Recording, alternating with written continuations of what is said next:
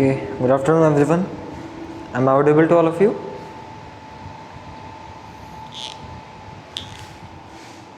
Okay हाँ भाई, तो बच्चों हमारे किरचॉफ लॉ के क्वेश्चन चल रहे हैं, तो वही अभी चलते रहेंगे, वहीं से हम कंटिन्यू करेंगे आज।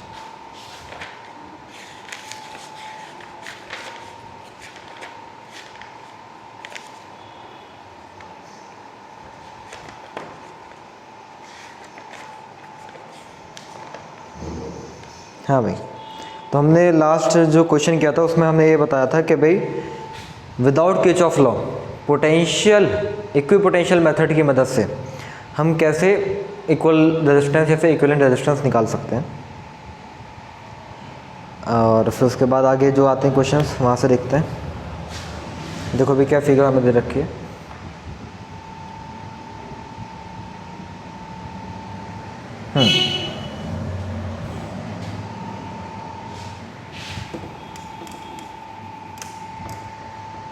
इसमें कह रहे हैं find out the potential difference between B and D. अब ये बी क्या है डी क्या है, तो पहले हम फिगर ही बना लेते हैं तभी समझ में आएगा। और मैं आप लोगों को बता दूं कि आज से हमने रिकॉर्डिंग भी शुरू कर ली है, तो मैं कोशिश करूँगा कि डेली आपको लिंक जो है मैं ग्रुप में सेंड कर दिया करूँ रिकॉर्डिंग के यूट्यूब पर डालकर, उससे आपको आसानी होगी। लेकिन पहले इतना समझ लीजिए कि जो रिकॉर्डिंग हो रही है ये आप लोगों के बेनिफिट के लिए है, और किसी चीज़ का फ़ायदा होता है तो नुकसान भी हो जाता है। नुकसान कैसे कर सकते हो आप अपना, कि भाई अरे चलो सर वीडियो डाल ही देंगे, तो मान लीजिए किसी ने पढ़ने का मूड नहीं हो रहा, या फिर पढ़ सकते थे लेकिन कहीं पे जाना इतना ज़्यादा इंपॉर्टेंट नहीं था, लेकिन ये तो अब है कि भाई वीडियो तो मिल ही जाएगी तो वहीं से पढ़ लेंगे। तो ये आप इस तरीके से अपना नुकसान भी करा सकते हो, तो ऐसा मत करिएगा। अपना जैसे रेगुलर अपनी क्लासेस चलती हैं वैसे अटेंड करिएगा, क्योंकि वो तो वीडियो है ना, वहाँ से पढ़ने में बात थोड़ी अलग होगी, और यहाँ अभी जो हमारा इंटरेक्शन चलता है लाइव इंटरेक्शन, तो उसमें बात अलग होती है। अगर ऐसे पढ़ना होता है ऐसे तो फिर बहुत सारी यूट्यूब पे वीडियोस पड़ी हुई भी हैं। तो क्लासेस अपने जैसे रेगुलर चलती हैं वैसे ही चल रही हैं। वो तो बस मैंने आपको इसलिए डाल रखा है कि भाई जैसे कि आपको कहीं रिविज़न वगैरह आप कर रहे हो तो आपको कुछ दिक्कत आ रही है, आप मुझसे एकदम से तो पूछ नहीं सकते, तो आपने वीडियो खोली और वीडियो में देख के उस चीज़ को समझ लिया। तो उस जगह के लिए अगर ऐसे करोगे तो फ़ायदा होगा, लेकिन अगर उस तरीके से करने लगे तो फिर अपना नुकसान हो जाएगा। मैं आपको पहले ही क्लियर करता हूँ, ठीक है। और वीडियो की लिंक कहीं पे भी शेयर नहीं करनी है, सिर्फ ग्रुप में है तो ग्रुप में रहेगी, आप वहीं से उसको सीन कर सकते हैं, क्योंकि बाकी और स्टूडेंट्स को वो विजिबल भी नहीं होगी, ठीक है। सिर्फ ट्यूशन वाले बच्चों के लिए वो, क्योंकि मेरा इरादा नहीं था यूट्यूब चैनल बनाने का, आप लोगों के लिए मैं एक ये तरीका मैंने निकाला है, वरना अगर ऐसा करना होता तो मैं बहुत पहले कर चुका था यूट्यूब पर। चलो ज़रा फिगर समझते हैं। तो फिगर में आपको साफ साफ दिख रहा है अपने नोट्स के अंदर, देखिए कि 4 सेल्स हमें गिवन है इस टाइप से। एक ये सेल है, एक ये सेल है, और सबके इंटरनल रेजिस्टेंस भी होंगे भाई, वो भी लगा दीजिए।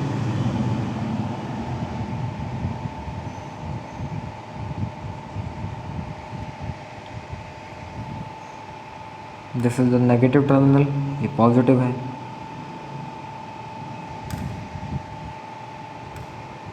यहाँ भी हमारा इंटरनल रेजिस्टेंस लगा हुआ है, और इधर भी एक सेल है। देखो 3 सेल होगा इसके अंदर से, 4 सॉरी 3 कहाँ से 4 हो गए, और बीच में भी एक वायर है, और उसका भी अपना कुछ ना कुछ इंटरनल रेजिस्टेंस है उस टाइप से।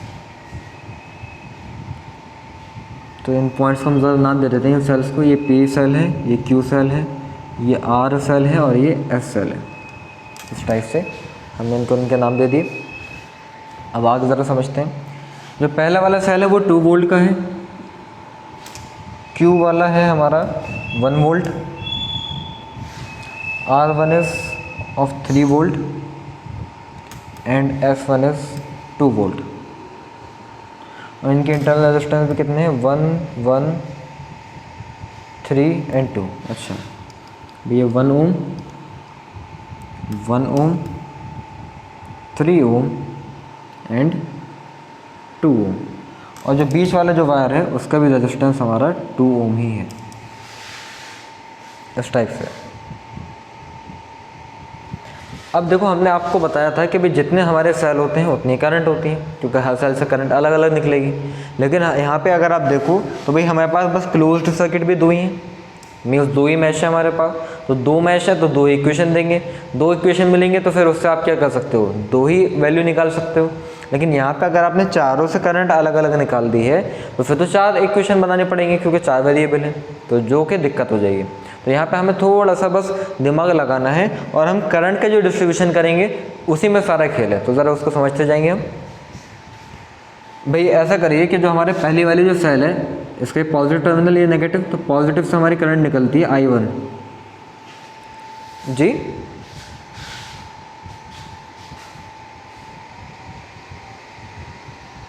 हाँ पूजा कुछ कह रहे हैं आप क्लियर है?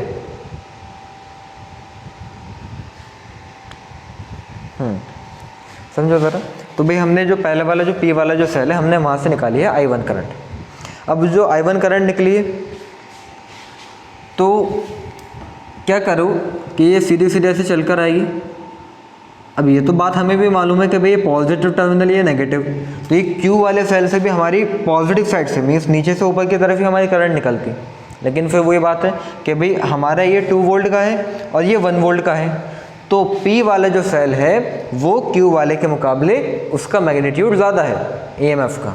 तो होगा क्या कि भाई ये वाला जो सेल है P वाला सेल वो Q वाले सेल को चार्ज करेगा, मीन्स इसकी जो करंट है I1 वो ऐसे ही नीचे आएगी। ठीक है, तो ये चार्जिंग वाले मोड में आ गया। देखो पॉजिटिव प्लेट पे करंट आ रही है और नेगेटिव से इसमें निकलेगी, तो नेगेटिव से हमारी I1 ही करंट निकली। बताओ ये बात क्लियर है या नहीं है? ठीक है, अब ज़रा ऐसे मैं इसकी बात करता हूँ। तो भाई दो वेरिएबल तो हम ले सकते हैं ना, क्योंकि दो इक्वेशन बन जाएंगी। तो मैंने यहाँ से 3 वोल्ट वाली जो मेरी सेल है यहाँ से मैंने जो करंट निकाली उसको हमने I2 कह दिया। अब I2 निकली है तो भाई अब ज़रा समझो कि I2 अगर निकली है तो यहाँ पे वापस भी कितनी आई होगी,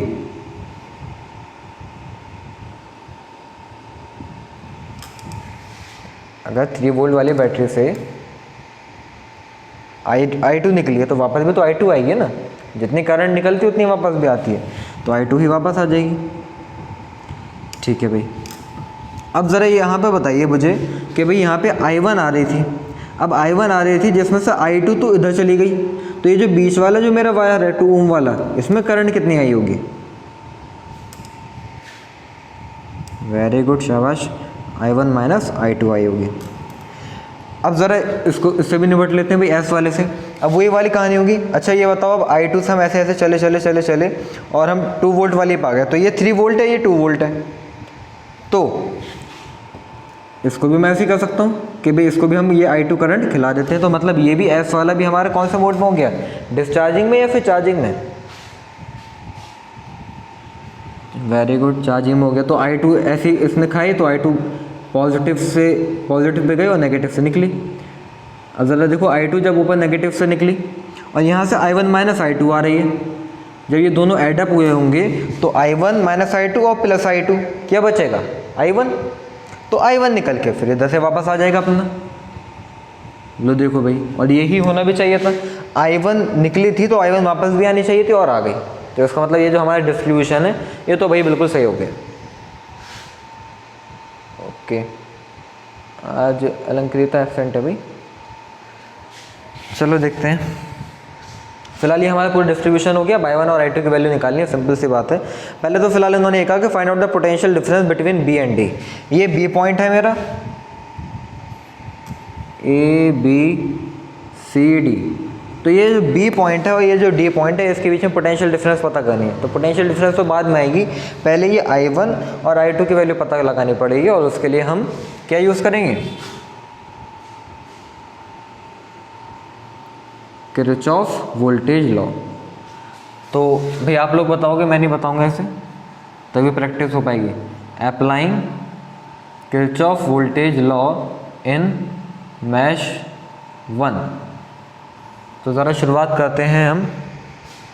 भाई हम तो ऐसे घूमेंगे, क्लॉकवाइज डायरेक्शन में हमें घूमना है। तो शुरुआत करते हैं, ऐसे करो 1 वाली वोल्ट वाली बैटरी से करो, क्यू से शुरुआत करो, बल्कि चलो पी से कर लेते हैं। पी से करेंगे तो भाई हम पॉजिटिव से नेगेटिव पाएंगे, हमारा तो रास्ता ये है। तो ये 2 की वैल्यू कैसी आएगी, माइनस की आएगी। ठीक है भाई,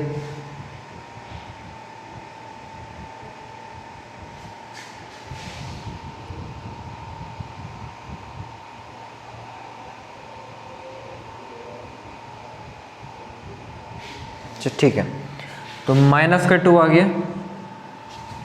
फिर हम इधर आएंगे रेजिस्टेंस पे। भाई जब पॉजिटिव से नेगेटिव पे जाते हैं तो ईएमएफ हम नेगेटिव लेते हैं, बता दिया था। अब जब रेजिस्टेंस पे आओगे तो आप तो ऐसे चल रहे हो और करंट ऐसी आ रही है, तो I1 × 1 ये तो हमारा वोल्टेज हो गया, I1 × 1। लेकिन आपकी डायरेक्शन ऐसी है और करंट की इधर है, अपोजिट डायरेक्शन। तो अपोजिट डायरेक्शन में साइन कैसा आता है, पॉजिटिव आता है, तो पॉजिटिव आ गया। अब ऐसे चले चले चले, अब आप इधर आ जाइए नीचे डी वाले पे, डी से बी पे आएंगे तो आप ऐसे आ गए, तो ऐसे आ गए तो हमारा जो वोल्टेज होगा वो तो होगा 2 × I1 - I2, लेकिन साइन फिर कैसा आएगा, क्योंकि अपोजिट डायरेक्शन है, पॉजिटिव। अब जब आप ऐसे चल के अब ऊपर को चलोगे, बी से ए की तरफ जब आप चलोगे तो ये रेजिस्टेंस पड़ेगा, जिसकी वैल्यू हमारी 1 I1 है, तो ये भी कैसा आएगा, पॉजिटिव ही आएगा। और जब आप नेगेटिव से पॉजिटिव पे आओगे तो ईएमएफ कैसा आएगा, प्लस का 1 आ जाएगा। सारे होगा = 0 कर दीजिए, तो ये बन गई हमारी इक्वेशन 1। अब ऐसे ही applying Kirchhoff voltage law in mesh 2। अब इसमें हम जल्दी से लिख देते हैं। भाई पहले पॉजिटिव से नेगेटिव पाए तो माइनस का 3 वोल्ट, फिर क्योंकि हम ऐसे घूमे ना, तो पॉजिटिव से नेगेटिव पे तो माइनस का 3 वोल्ट, फिर अपोजिट डायरेक्शन में आए हो तो प्लस का 3 I2। चेक करते हुए चलना, हो सकता है मिस्टेक हो जाए हमसे भी। तो ऐसे चले चले चले, अब सेम डायरेक्शन में आ जाएंगे तो माइनस का 2 × I1 - I2। फिर ऐसे चले चले चले नीचे आएंगे, तो नीचे आएंगे तो प्लस का 2 I2, और फिर नेगेटिव से पॉजिटिव पे आओगे तो प्लस का 2 = 0। ये हो गई हमारी इक्वेशन 2। इन दोनों को साइमल्टेनियसली बड़ी आसानी से आप सॉल्व कर सकते हो। तो यहाँ से I1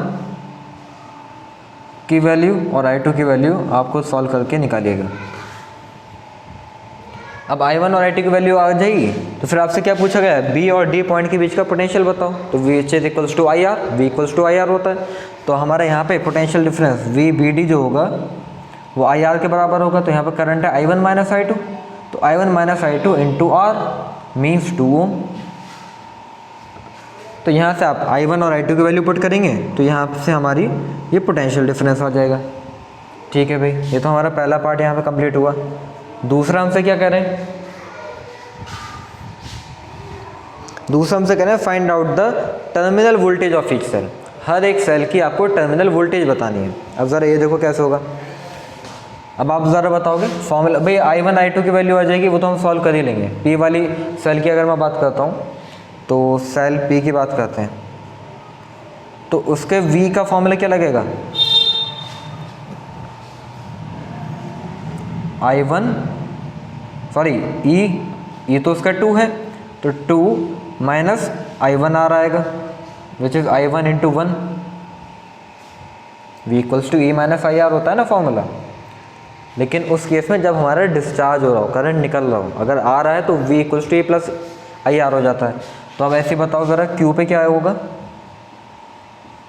V =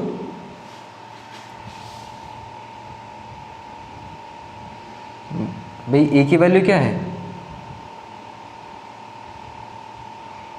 हाँ 1 + 1 × I1 है ना, ये कह रही है ना दीपांगी आप।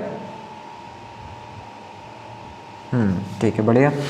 अब ऐसे ही हम R की बात करते हैं, सेल R की, तो इसकी V की वैल्यू क्या होगी,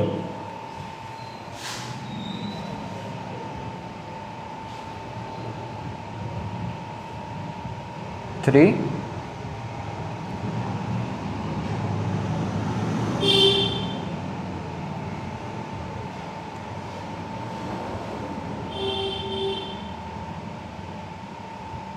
C माइनस 3I2। ये फिर I2 इंटू 3। अरे भाई V इक्वल्स टू ई की वैल्यू 3 हो गई ना, माइनस से करंट निकल रही है डिस्चार्जिंग मोड में, तो माइनस I2 करंट I2 है और रेजिस्टेंस इंटरनल 3 है। ऐसे ही सेल S की अगर हम बात करेंगे, तो सेल S की अगर हमने बात करी तो दलवी ज़रा आप बता के देखिए अब कि V की वैल्यू क्या होगी।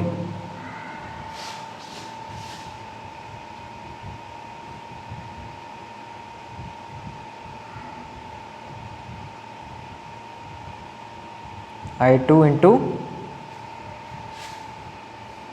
2। वेरी गुड, शाबाश। I1 I2 की वैल्यू आ चुकी है, वो इसमें आप पुट कर दीजिएगा, सारे सेल की टर्मिनल वोल्टेज भी आ गई। इस टाइप से क्वेश्चन होते हैं। उम्मीद है कि सबको क्लियर हुआ होगा। सब हैंड रेस करिए जिसका आ गया, फिर नेक्स्ट पर आते हैं।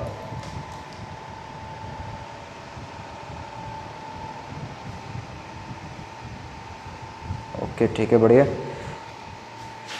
चल थोड़ा असल में इसको मैंने और इसलिए बताया क्योंकि बीच में 1 डे का गैप आ गया था, मैं भी भूल गया। नेक्स्ट वाले जल्दी से करते हैं।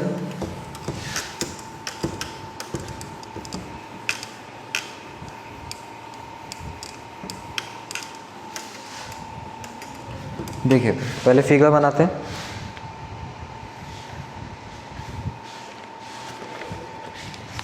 तो इस टाइप से गिवन है भाई, ये हमारा एक पॉजिटिव टर्मिनल है, इधर नेगेटिव, यहाँ से एक वायर निकला, एक ऊपर गया और एक नीचे गया।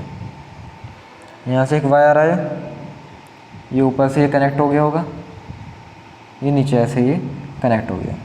अच्छा भाई, और एक यहाँ पे ऐसे वायर है, this is positive terminal of a battery, ये नेगेटिव टर्मिनल, ये आके नीचे मिल रहा है।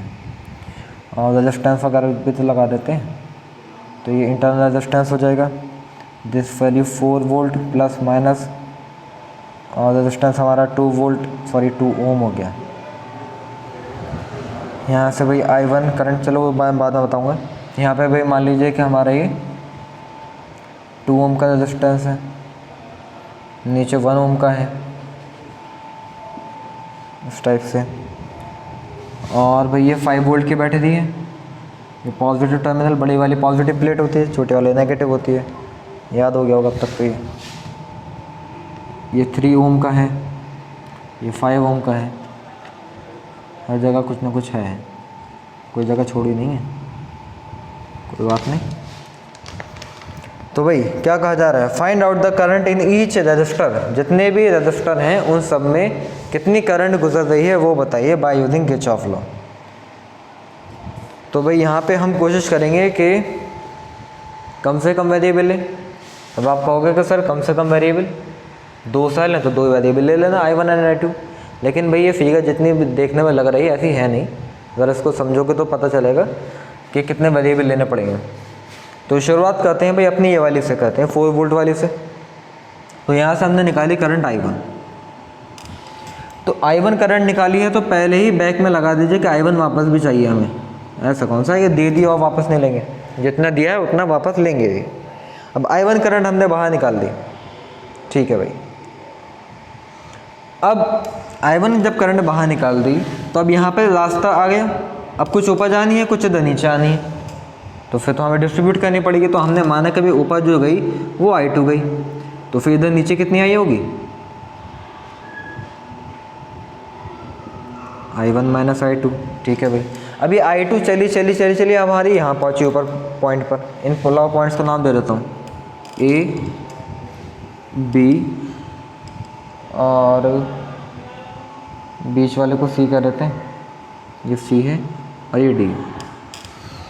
तो अब A से जब B पे पहुंची होगी I2, अब उसको भी क्या करना है, ये तो इधर जाए या फिर इधर जाए। लेकिन अब ज़रा समझो, ये जो करंट है हमारी इधर नहीं जा सकती, क्योंकि यहाँ पे जो सेल है वो उससे भी बड़ा वाला है, तो आप उसको चार्ज नहीं कर सकते। यहाँ से भी करंट हमारी मान लीजिए निकली है I3, तो I3 चली और इधर से आ रही I2, तो ये दोनों आपस में मिलके नीचे जो आ जाएंगी, कितनी बैठेगी, बिल्कुल सही बात, I2 प्लस I3 आ जाएगी। अब नीचे आए, ठीक है भाई, I2 प्लस I3 लेके तो आ गए हम। अब ज़रा यहाँ की भी तो बात कर लें। अब I1 माइनस I2 है, ये चल चल के इधर आई होगी। अब भाई I3 अगर 5 वोल्ट वाले से निकली है तो वापस भी तो I3 आई होगी। जब मतलब हमारी I1 माइनस I2 चल के D पर आई, तो D पर जब आई तो इधर साइड में तो हमारी I3 पहुंच गई। तो फिर जो ऊपर निकल कर आई होगी I1 माइनस I2 में से I3 इधर चली गई, तो ऊपर जो आई होगी C की तरफ वो कितनी बैठी होगी फिर I1, ये बात I1 minus I2 minus I3, बिल्कुल ठीक है। अब देखो कहानी पूरी हो गई। अब I1 minus I2 minus I3 नीचे से ऊपर जा रही है और I2 प्लस I3 ऊपर से नीचे आ रही है। ये जब ये दोनों ऐड होंगे तो I2 से I2 कट जाएगा, I3 से I3 कट जाएगा, तो I1 इधर आई। तो भाई हमारा ये पूरा हो गया पूरा बैलेंस। तो हमारे ये बैठे हैं 3 वेरिएबल करंट के जो कि हमें निकालने हैं, और 3 ही मैश हैं आपकी आंखों के सामने। तो भाई इसको मैश 1 ले लीजिए, ये मैश 2 हो गया, ये मैश 3 हो गया। तीनों मैश के अंदर भाई आप क्या लगा देंगे, किरचॉफ का वोल्टेज लॉ लगा देंगे और I1 I2 और I3 की वैल्यू फाइंड आउट कर लेंगे। अब आप ज़रा बताओ कि लगा के दिखाऊं या फिर बस कर लेंगे।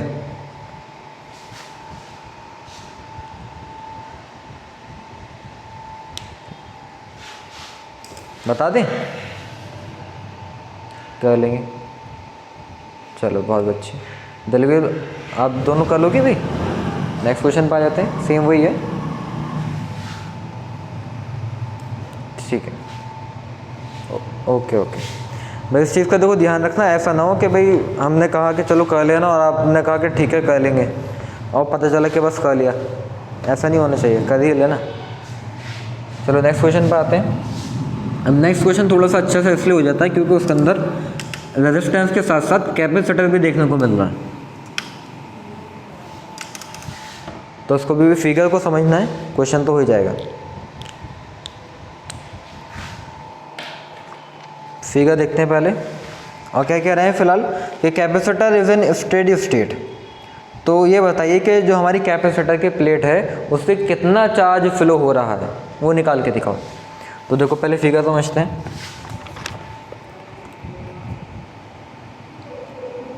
मेरा काम है मेन फिगर आपके समझ में आ जाए। जिसके फिगर समझ में आ गई क्वेश्चन तो कर ही लेगा। तो किरचॉफ लॉ लगाना आप सबको बढ़िया से आ चुका है, अच्छी बात तो ये। लेकिन ये वो क्वेश्चन है जो विदाउट प्रैक्टिस करोगे तो मज़ा नहीं आएगा। प्रैक्टिस करना बहुत ज़रूरी है इसमें।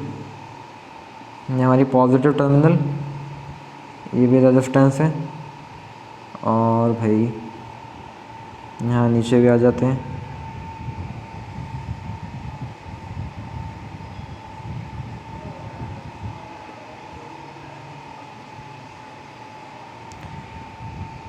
बस कुछ रह गया। चलो भाई, यहाँ पे एक कैपेसिटर लगा हुआ है 10 माइक्रोफैरेड का।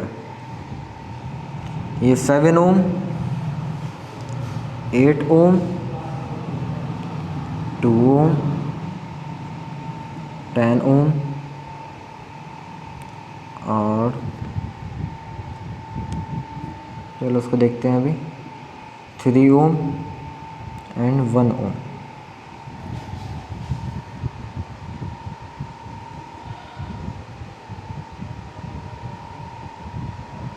ये भाई 5 ओम है, क्वेश्चन में लिख लीजिए ज़रा, इसकी वैल्यू लिखी हुई नहीं है नोट्स में। ये 5 ओम है। ये हमारी 6 वोल्ट की बैटरी है, पॉजिटिव नेगेटिव टर्मिनल। ये 5 वोल्ट की बैटरी है। ये 2 ओम का इंटरनल रेजिस्टेंस है। नीचे ये 1 ओम का, अच्छा लिख दिया था मैंने, इंटरनल रेजिस्टेंस है। ख़त्म कहानी, कुछ बाकी रह गई, बस हो गई। अब बस देखो चार्ज डिस्ट्रीब्यूशन आपको निकालना आना चाहिए। चार्ज डिस्ट्रीब्यूशन आप कैसे निकालेंगे समझते हैं। किसी भी एक सेल से शुरुआत कर लीजिए। तो भाई नीचे से शुरुआत करते हैं। तो यहाँ से हमारी जो करंट निकली वो मान लीजिए I1 है। तो ये बात आप सभी जानते हैं कि I1 फिर निकली है तो वापस गया नहीं। अब यहाँ से चलो चलो चलो चलो, अब यहाँ पहुँच गए। इसको क्या देते हैं, ए पॉइंट पर जब आप पहुँचे, ABCDE क्या देते हैं।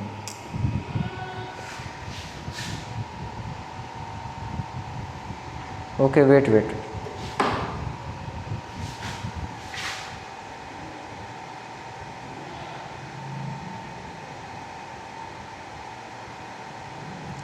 ओके ओके ओके, रुको ज़रा सब्र करो, खुद ब खुद ही डिस्कनेक्ट हो जाता है। अच्छा वैसे स्पीड तो आ रही है, अब क्लियर है ना वॉइस? हाँ तो देखो अभी कुछ नहीं बताया मैंने, बस फिलहाल ये फिगर है हमारी। हमने क्या करा है कि ये वाला जो सेल है बस इससे हमारी जो करंट निकली है वो I1 निकली है। अब I1 जो करंट निकली है तो ऐसे सीधी चली चली ऊपर आई होगी, अब ऊपर आई, ठीक है भाई। अभी ए पॉइंट पे आके भाई हमारी I1 जो करंट है वो डिवाइड होनी है। तो अभी इस कैपेसिटेंस वाले सर्किट को भूल जाना, ठीक है। कभी इसके अंदर ऊपर करंट पहुंचा दो, अभी अपने ए से बी पे चलेगा, इसको भूल जाओ, अभी इसमें करंट नहीं जानी। समझ में आ रही है बात? बस ये इसकी ट्रिक है कि ये जो आपका लगा हुआ है, कुछ बच्चे गलती क्या करेंगे, अच्छा भाई I1 आ रही है तो I2 पर भेज दी, I1 माइनस I2 इधर भेज दी, ऐसे नहीं करोगे। ये जो आपका I1 आ रहा है उसको सीधा सीधा चलाओ और I1 यहाँ पे ले आओ। वहाँ पे जब करंट गई नहीं तो पूरी I1 अपनी ऐसी कैसी आ जाएगी। अब ये वाली जो हमारा दूसरा वाला जो सेल है इससे हमने करंट निकाली है I2। अब I1 इधर से आई, I2 इधर से आई, अब B पॉइंट पे अब ये जो ऊपर को निकलेगी वो हम जानते हैं कि वो हो जाएगी I1 प्लस I2। अब ऐसे ही हम चलते गए I1 प्लस I2 लेके, ऐसे चलते गए, I1 प्लस I2 है यहाँ पर भी, चलते गए, नीचे आ गए, नीचे आ गए। अब जब नीचे आ गए अब ज़रा देखो भाई I2 निकली है तो I2 वापस भी आएगी, तो यहाँ से चले तो E से B पे जब आपका आया होगा करंट तो I2 इधर से चली गई। अब I1 प्लस I2 यहाँ से आ रही थी जिसमें से I2 वापस चली गई, तो नीचे क्या निकल कर आई होगी I1। तो ये हमारा पूरे इस टाइप से सर्किट बैलेंस हो गया, ठीक है। बस समझाने वाली बात आपको ये थी कि ये जो हमारा कैपेसिटर लगा हुआ है इसके अंदर करंट मत भेज देना, ठीक है। तो बस पकड़ लीजिए, ये हमारा मैश 1 हो जाएगा और ये मैश 2 हो जाएगा। तो इन दोनों के अंदर किरचॉफ वोल्टेज लॉ आप अप्लाई करेंगे और I1 एंड I2 की वैल्यू निकाल लेंगे। तो भाई यहाँ तक मैं एक्सपेक्ट करता हूँ आप लोगों से कि I1 एंड I2 निकालने के आप कैपेबल हो चुके हैं। तो हम यहाँ से आगे का रास्ता बता देते हैं आपको।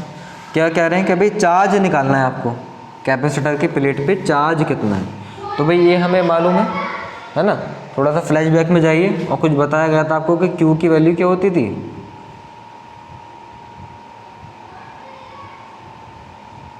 जी Q इक्वल्स टू CV होता था।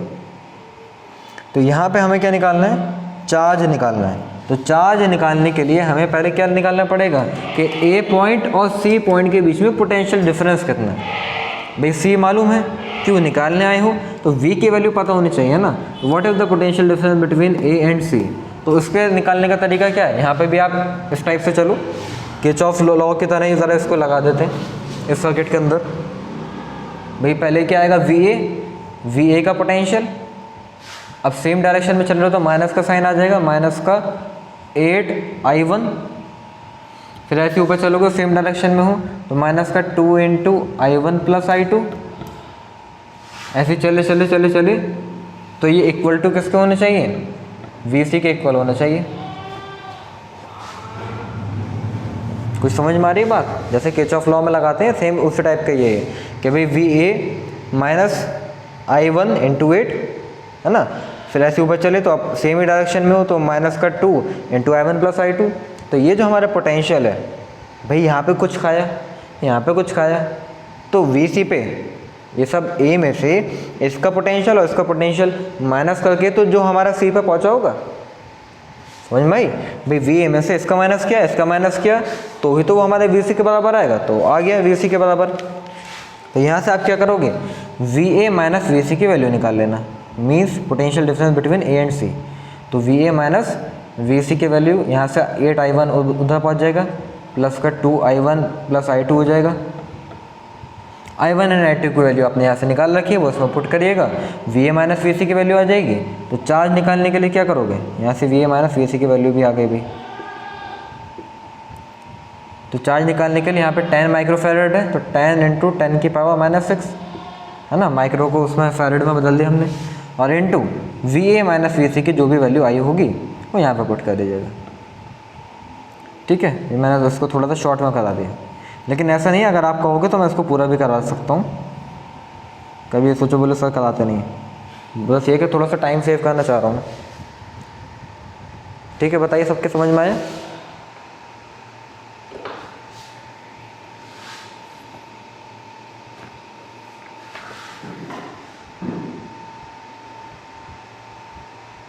ओके ओके, ठीक है भाई, बढ़िया। चलो आगे आ जाते हैं फिर। अब आगे ज़रा देखो, अब आगे जो क्वेश्चन है उसमें असल में काम आसान नहीं होगा, लंबा हो जाएगा अच्छा खासा, क्योंकि उसमें हमें खुद ही उन्होंने इलेक्ट्रिक करंट को डिस्ट्रीब्यूट करके दे रखा है। हम करते तो आसानी से करते थे, हम चाहते थे कि कम से कम वेरिएबल आए, लेकिन उन्होंने बेवजह जानबूझ के वेरिएबल बढ़ा रखे। तो उसमें 4 इक्वेशन बनेंगे और 4 इक्वेशन बना के सॉल्व करना पड़ेगा। तो बस मैं आपको समझा देता हूँ, इक्वेशन सॉल्व कर लीजिएगा। लेकिन अगर मान लीजिए शर्म वाली बात नहीं है, हो सकता है कि इक्वेशन सॉल्व आपसे ना हो पाए, भले ही 10th क्लास की बात है, लेकिन हो सकता है नहीं हो पाए। तो कोई पर्टिकुलर ऐसा क्वेश्चन हो तो आप मुझसे कह सकते हैं कि सर ये वाले की वैल्यू कैसे निकल के आएगी, पूरा सॉल्व करा दीजिए, तो वो करा देंगे। अभी तो बस हम ऐसे ही करेंगे। अभी यहाँ से हमारा ये चला, ये सेल है, ये 4 ओम, ये 10 वोल्ट, पॉजिटिव नेगेटिव। ठीक है, इसके बाद हम आगे बढ़े, बी पॉइंट रास्ते में आया, यहाँ से नीचे आ गए, एक रेजिस्टेंस पड़ा इस टाइप से, ये एफ पॉइंट हो गया, ये सी हो गया। और भाई बी से फिर हम थोड़ा सा और आगे चले, फिर नीचे आ गए, फिर ऐसे आ गए, ये हमारा पॉइंट क्या हो गया, सी हो गया, ये डी हो गया, तो इसको ई कह देते हैं। और सी और ई भी एक वायर से कनेक्टेड है, ऐसे ऐसे रेजिस्टेंस भी है, तो भी ये भी हो गया। और ये जो हमारा है 4 है, 10 वोल्ट था, this is 15 ohm, this is also 15 ohm, and this is of 30 ohm. ये पूरी कहानी हमें गिवन है। ठीक है, और ज़रा देखो कैसे दे रखा है। तो यहाँ से भाई पहली वाली बैटरी से करंट I1 निकली, चली होगी वो, ऐसे चली होगी। और जब B पे आई तो भाई एक C पे जानी थी और एक नीचे E पर आनी थी। तो क्या करा गया कि भाई I1 तो इधर चल रही थी, लेकिन जो करंट हमारी नीचे आई उसको इन्होंने कहा है क्वेश्चन में I2 है। और जहाँ जो हमारी करंट निकली है B से C पर जो आई है, वो क्वेश्चन में गिवन है कि भाई वो I3 + I4 है। बेवजह के वेरिएबल बढ़वाएं। और फिर क्या है, यहाँ से जब हम चलेंगे I3 + I4 है ना, I3 + I4। अब यहाँ से जब हम चलेंगे तो ये जो हमारी I3 + I4 है, अब ये डिस्ट्रीब्यूट हो गई। ये वाले में आई है 30 वाले ओम में हमारी आई I3, और 15 वाले में गई है I4, इस टाइप से। उल्टा लिख दिया, ये I4 है, ये I3 है। चलो भाई, इस टाइप से हमारी डिस्ट्रीब्यूशन है। तो ज़रा बस मेन बात आपको मैं यहाँ पे ये बताने वाला हूँ कि यहाँ पे हमारे variable I1, I2, I3 and I4 4 variable हैं। तो 4 वेरिएबल के लिए आपको इक्वेशन 4 ही चाहिए, लेकिन आपके पास मैश क्या है, एक ये मैश 1 है, एक दूसरा ये है, एक तीसरा ये है। तो फिर चौथी इक्वेशन कहाँ से लेकर आओगे? तो उसके लिए हम क्या करेंगे, जो हमारे किरचॉफ का फर्स्ट वाला जो लॉ है उसका भी तो कुछ ना कुछ काम होगा। तो यहाँ पे हम बी वाले पॉइंट पे किरचॉफ का करंट लॉ लगाएंगे। तो applying KCL at point B, Kirchhoff current law B point पे लगाएंगे। तो ज़रा देखो हमने क्या माना था, अच्छा एक सेकंड पे,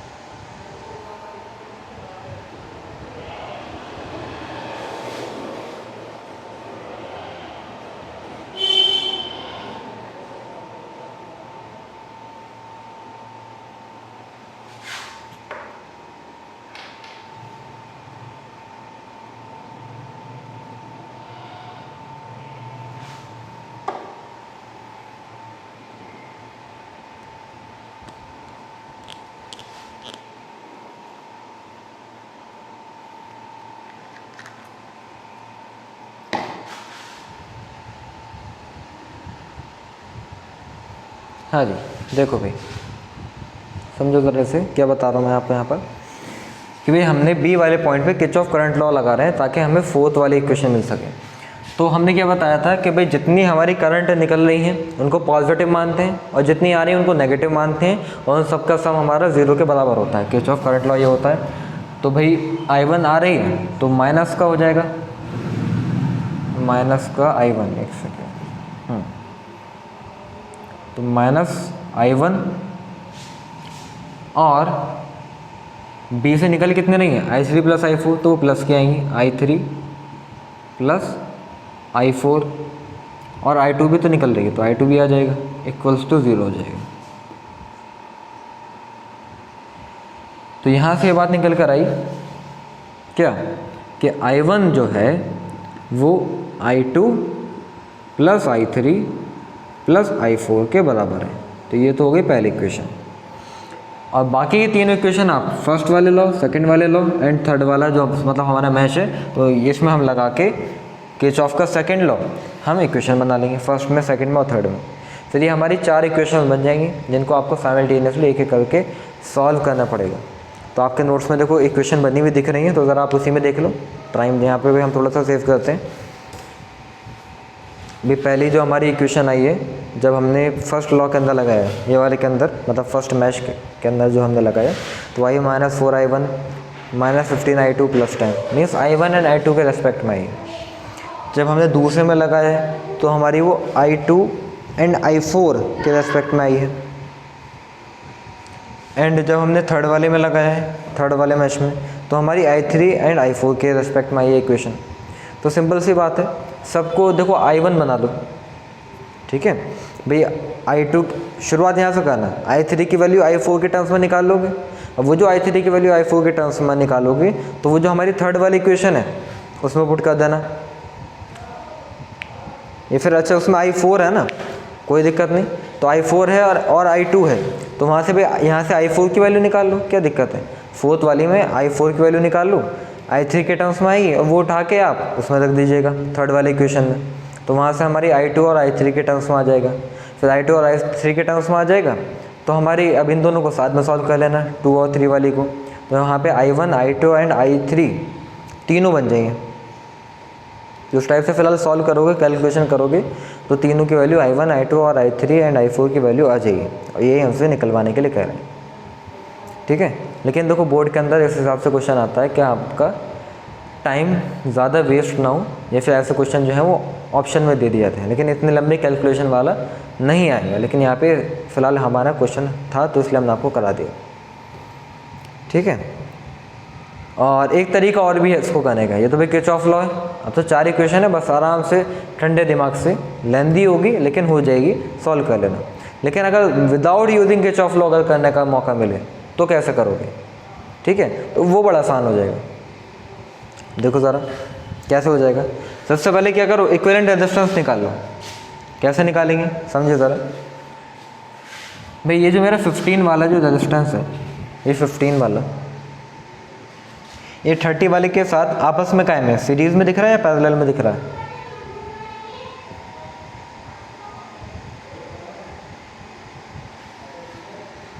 देखिए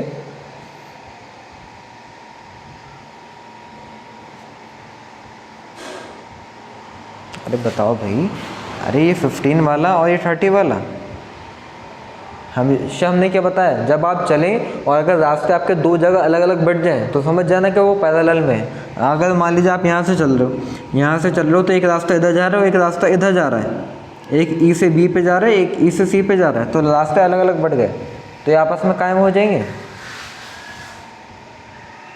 जी, पैरेलल में हो जाएंगे। तो ऐसे लिखते हैं, इक्विवेलेंट रेजिस्टेंस निकाल रहे हैं तो इक्विवेलेंट रेजिस्टेंस जो आ रहा है वो 15 और 30, तो ये तो हो गया आपस में पैरेलल में, ठीक है। अच्छा ज़रा ये बताओ, ये 30 और ये 15 ये दोनों ये भी आपस में कायम में लग रहे हैं, सीरीज में या पैरेलल में। सिंपल है पैरेलल, तो इसको भी ज़रा यहीं पे लिख लेते हैं, पैरेलल में है 15 वाला। अब ये जो तीनों का जो हमारा आंसर निकल कर आएगा वो ये वाला 4 के साथ आपस में कायम हो जाएगा। जी सीरीज़ में हो जाएगा, तो सीरीज 4। तो ज़रा यहाँ से हम सॉल्व करते हैं, तो सॉल्व कर लीजिएगा। तो यहाँ से सॉल्व करके जो हमारा इक्विवेलेंट रेजिस्टेंस आ रहा है वो 10 ओम आ रहा है। ये फिर करके दिखाना पड़ेगा, कर लोगे? ये करके दिखाऊँ?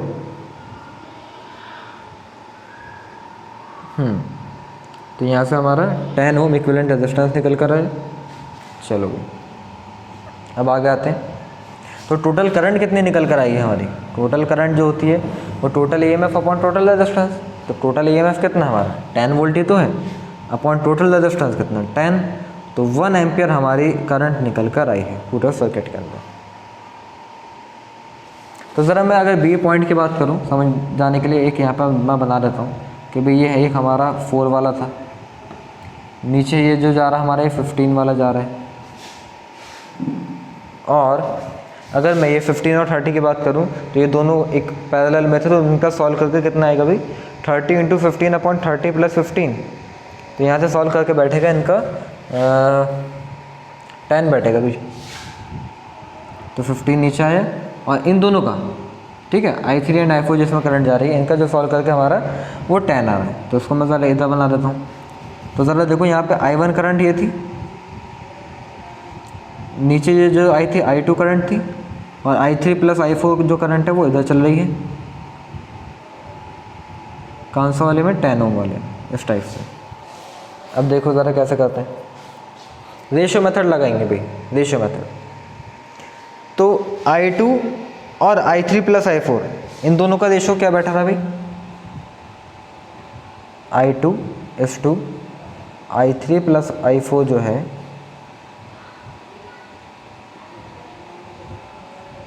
इनका करंट का जो रेशियो है, पहले तो रेजिस्टेंस का रेशियो बता देता हूँ भाई। रेजिस्टेंस का जो रेशियो हमारा 15:10 है, 15:10। ये फिर मैं क्या कह सकता हूँ इसको भाई 3:2। तो हमारा जो करंट का रेशियो होता है वो रेजिस्टेंस के रेशियो का रेसिप्रोकल होता है। तो अगर ये 3:2 है तो फिर करंट का रेशियो क्या हो जाएगा 2:3। तो इसका मतलब I2 की क्या वैल्यू आ रही है भाई, I2 का रेशियो है, रेशियो मेथड बता चुका हूँ कई बार। तो I2 की वैल्यू क्या है 2 अपॉन टोटल रेशियो कितना है 5 और मल्टीप्लाई बाय टोटल करंट कितनी है 1। तो यहाँ से हमारा ये सॉल्व करके करंट आ गई। ऐसे ही I3 + I4 की बात करता हूँ। तो I3 + I4 क्या आ रही है, तो I3 + I4 का रेशियो कितना है 3 अपॉन टोटल सम क्या है 5 मल्टीप्लाई बाय 1 आ गई। इसकी वैल्यू आ गई भाई, और जो क्या आ रही है 0.6 से आ रही है, 5 × 6 = 30, और ये जो आ रही है ये 0.4 आ रही है। I2 की वैल्यू भी आ गई, I3 की वैल्यू भी आ गई, I4 की भी वैल्यू आ गई। अच्छा ज़रा अब I3 और I4 की अलग अलग अगर वैल्यू निकालनी हो तो वो भी निकाल लेंगे, क्या दिक्कत है।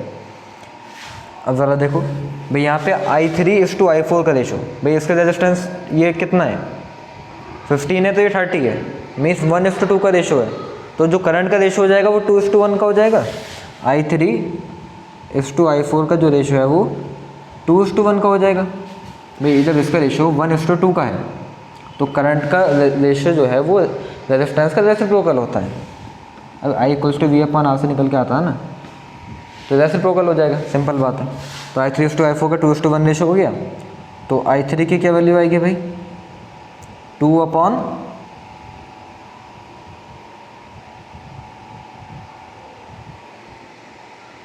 हाँ जी 2/3। भाई I3 का रेशो 2 है और सम कितना है 3 इंटू I3 + I4 में यहाँ पे टोटल करंट कितनी आई थी हमारी 0.6, तो मल्टीप्लाई कर देंगे हम 0.6।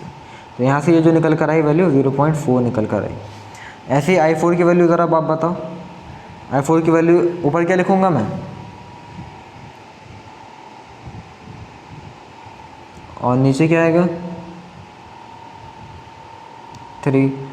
ठीक है, यहाँ पे 1 से मल्टीप्लाई मत कर देना, क्योंकि टोटल करंट तो 1 थी, लेकिन अभी तो हम इसकी और इस पॉइंट की बात चल रही है ना। देखो I3 + I4 हमने एक मान लिया था, अभी तो इसकी और इसकी बात चल रही है इन दोनों की।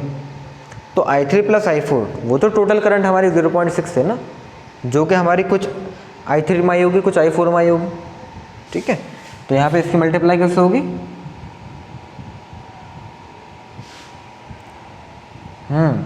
0.6 से, तो ये सॉल्व होकर हमारा 0.2 आ रहा है। ख़त्म कहानी। I3 की भी वैल्यू आ गई, I4 की भी आ गई, I2 की भी वैल्यू आ गई, और I1 की वैल्यू तो 1 है ही, वो I1 ही तो आया जो टोटल करंट है। ठीक है भाई, तो हमने चारों करंट निकाल ली है। एंड इतना टाइम हमारे पास है कि एक क्वेश्चन और कर लेंगे भाई। पहले जल्दी से बताओ, सबके ये समझ में आया?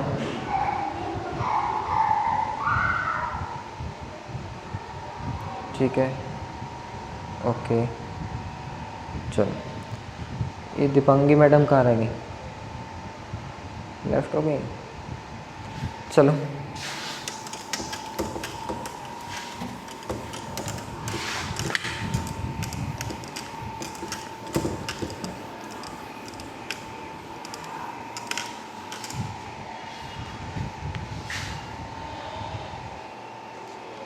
बहुत बढ़िया क्वेश्चन है, और ऐसा क्वेश्चन बोर्ड वालों को अच्छा लगता है। देखो भाई, पॉजिटिव टर्मिनल पॉजिटिव से कनेक्टेड है, यहाँ पे कुछ रेजिस्टेंस भी है, ये positive negative 2 volt, positive negative 2 volt, this is 5 ohm, positive negative,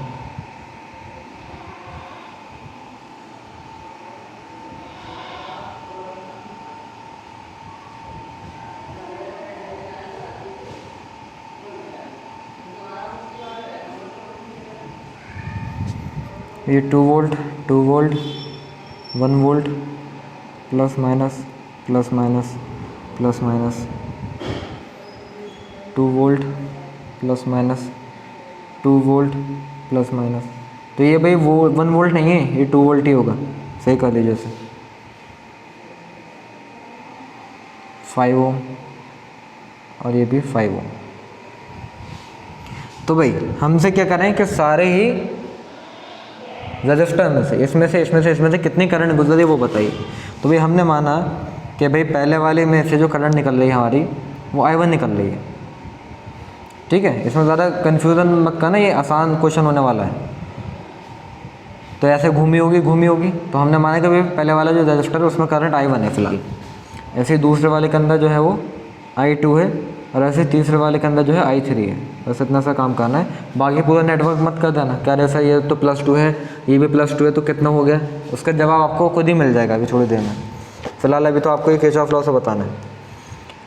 तो क्या करेंगे भाई, ये हमारा मैश 1 हो जाएगा, ये मैश 2 हो जाएगा, और ये मैश 3 हो जाएगा। मैश 1 के अंदर KVL लगाते हैं, Kirchhoff voltage law in mesh 1। तो हमें क्या मिल रहा है भाई, I1 अगर करंट है तो भाई पॉजिटिव से भाई नेगेटिव से पॉजिटिव पे आओगे तो 2 वोल्ट, फिर ऐसे ऊपर घूमोगे तो पॉजिटिव से नेगेटिव पे जाओगे तो -2, फिर ऐसे 5 पे आओगे तो करंट के डायरेक्शन में ही हो आप, तो माइनस का 5I1 इक्वल्स टू क्या होना है, 0। तो यहाँ से आप सॉल्व करो, 2 - 2 क्या हो जाएगा, 0। 0 - 5I1 equals to 0, means 5I1 equals to 0, means I1 की वैल्यू 0 आ गई। वो तो हमें पहले से ही दिख रहा है, क्योंकि जब दोनों सेम वोल्ट की बैटरी हैं तो करंट तो एक दूसरे को काट ही देंगे ना, क्योंकि ये इसका पॉजिटिव सेम डायरेक्शन में, तो एक दूसरे को कैंसिल आउट कर देंगे। ऐसे ही आप KVL लगा लो, किसी में भी लगा लो, सब में ही होना है। KVL इन मैश 2, सेकेंड वाले में हम जब लगाएंगे तो उसमें भी ये कहानी है भाई, नेगेटिव से पॉजिटिव पे आप चलोगे तो 2 वोल्ट, फिर आप ऊपर आओगे तो यहाँ से आप ऊपर आ रहे हो तो करंट के अपोजिट डायरेक्शन में हो, तो प्लस का 5I1 हो जाएगा, फिर आप ऐसे आओगे तो पॉजिटिव से नेगेटिव पे तो -2 हो जाएगा, और फिर ऊपर से नीचे आओगे तो सेम डायरेक्शन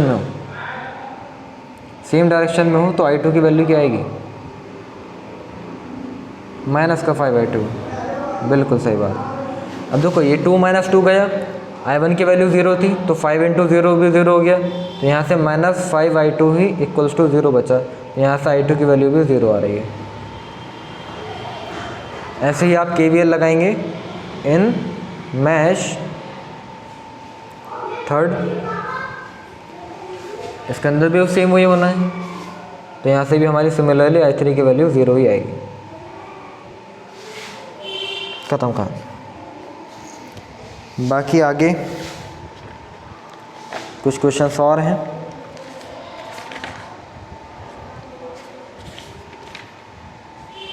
चलो एक और कर लेते हैं, अभी 1 मिनट लेफ्ट है तो एक क्वेश्चन और हो जाएगा।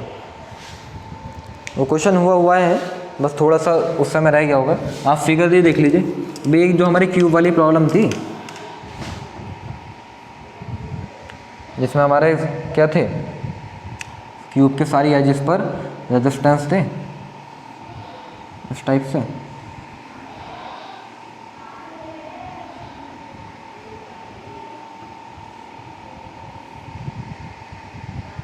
ठीक है, और बीच में मतलब ये वाली एज पे हमारी बैटरी थी। ठीक है, याद आया? एक वो वाला भी तो केस था कि जिसमें एक एज नहीं थी और बाकी सब पे हमारे रेजिस्टेंस थे। तो सब पे मैं ऐसे ही बना देता हूँ, ये सब रेजिस्टेंस है।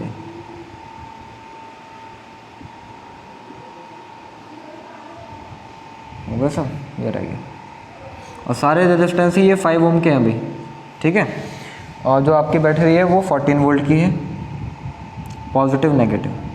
तो आपसे क्या कह रहे हैं, सुनिए ध्यान से। कह रहे हैं find out the total current supplied by the battery. भाई बैटरी से कितनी करंट निकली वो बताओ। टोटल रेजिस्टेंस कोई बता पाएगा कितना आया था जब हमने कराया था? तो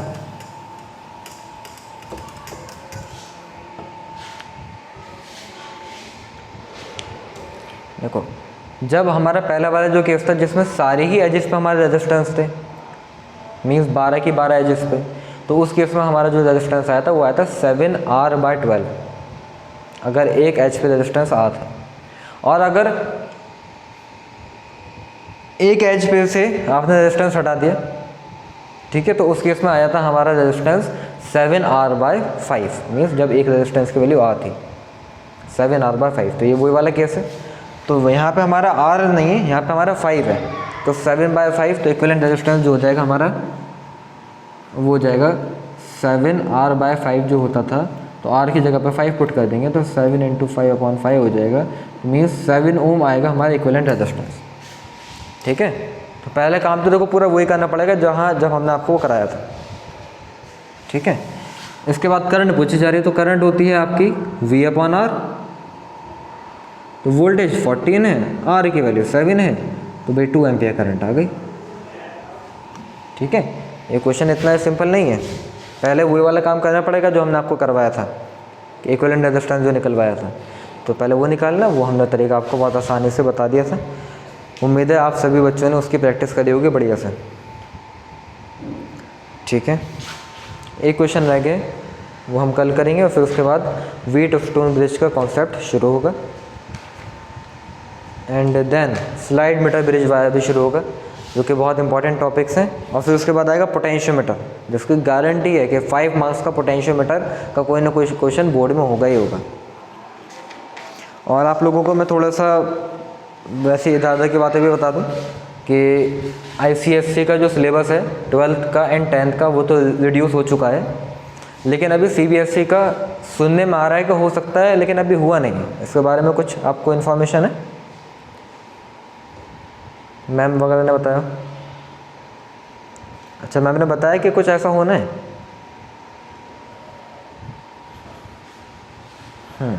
इन चांसेस है कि हो भी सकता है। और अभी जो आपका टर्म 1 के जो बोर्ड होंगे और फिर जो लास्ट वाले जो बोर्ड होंगे 2 पार्टीशन में, तो उसका भी सिलेबस कुछ ही टाइम में आ जाएगा, लेकिन अभी वो भी आया नहीं है। जैसे ही आएगा मैं आप सब लोगों को वो सेंड कर दूँगा।